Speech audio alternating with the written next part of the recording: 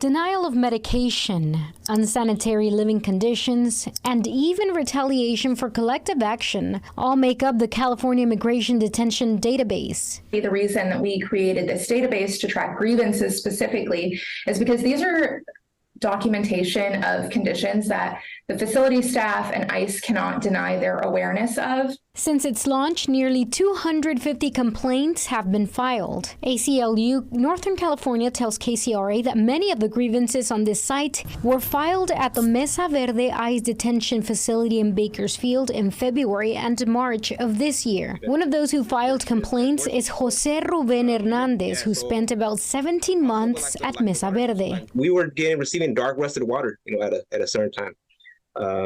And yet they when we submitted grievances, they unfounded them. He says that after repeatedly being ignored, he participated in an 18-day hunger strike. It was a form of protesting because all our grievances were not being heard, were not being answered. But which ultimately resulted in his forceful transportation to Texas. There, Hernandez alleges that medical professionals told the group that they didn't have another option but to end the strike. And that they were going to do everything in their power to get us to eat.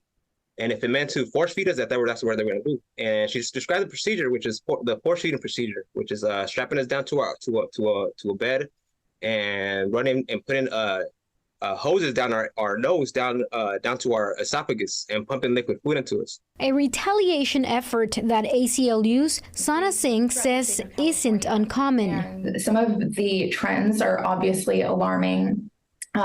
Retaliation is rampant in these facilities.